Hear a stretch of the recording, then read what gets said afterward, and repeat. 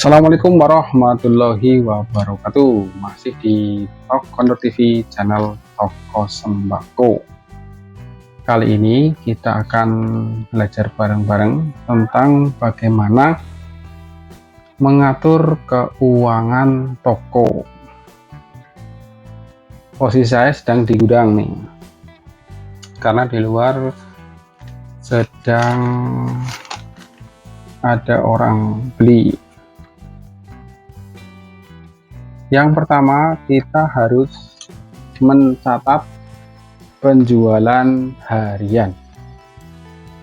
Jadi kita punya buku untuk mencatat penjualan harian. Jadi nantinya kita tahu sehari itu dapat berapa, dari mulai uang masuk dan uang keluar. Misalkan berapa jumlah uang yang kita belanjakan, misalkan di pasar atau ke sales, kemudian uang masuk yaitu uang penjualan dalam sehari. Kita harus punya pencatatannya. Seperti halnya saya menggunakan buku panjang untuk menghemat. Di situ nanti sorenya kita akan tutup buku berapa jumlah uang masuk di toko kita dan berapa jumlah uang keluar untuk belanja barang.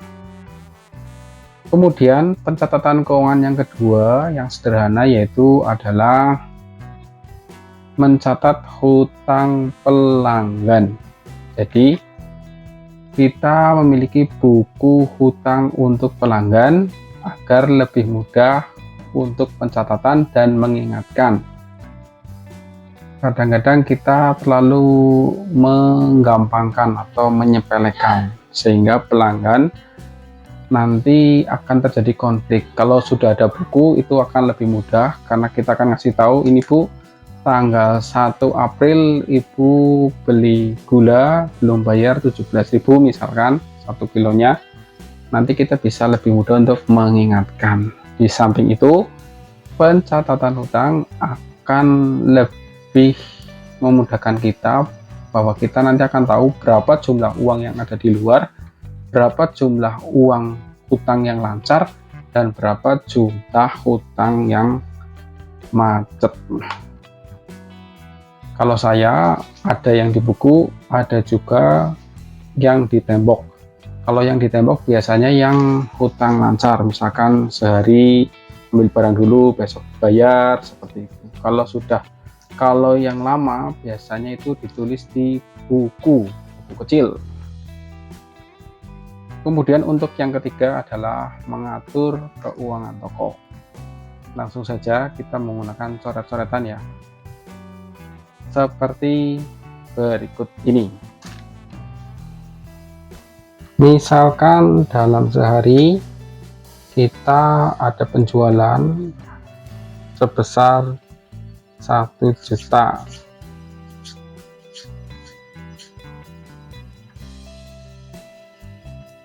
Untuk toko ecer biasanya keuntungannya minimal 10%. Untuk grosir biasanya keuntungannya di kisaran 2-5%. Dan untuk yang semi grosir di kisaran 7%. Kita contohkan untuk toko pada umumnya ya, keuntungannya 10%. Jadi keuntungan dari 1 juta 10%-nya adalah 100.000 rupiah. Ini adalah uang untung kita. Ini uang masuk penjualan dan ini uang untung kita. Keuntungan ini jangan kita pakai semuanya untuk kebutuhan rumah tangga. Namun kita sisakan 20%-nya dari keuntungan.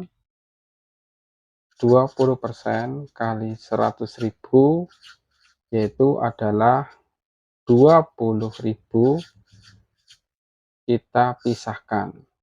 Untuk yang 80.000 bisa teman-teman gunakan untuk kebutuhan sehari-hari.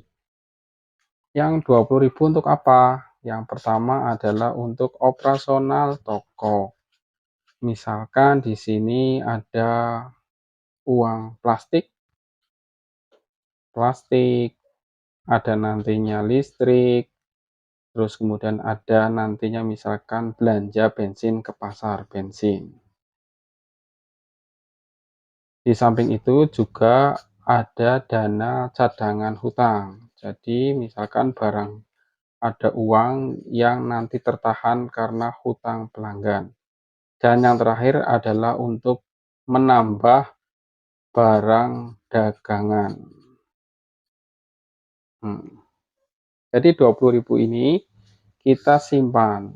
Simpannya gimana? Ya campurkan dengan uang masuk toko, jadikan modal lagi, dijadikan untuk belanja lagi atau yang lainnya. Intinya jangan ambil semua keuntungan bersih kita. Katakan keuntungan bersih 100.000, kita ambil 20% untuk operasional toko ini dalam sehari ya.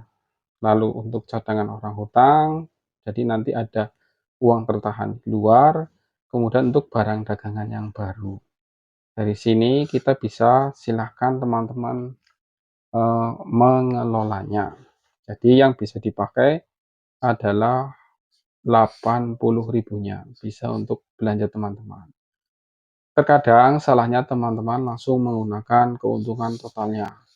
Lalu di saat banyak orang hutang, lama-lama barang dagangan habis karena modalnya tergerus.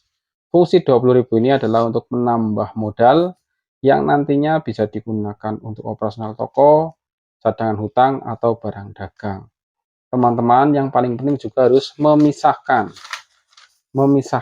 antara uang pribadi dan uang toko.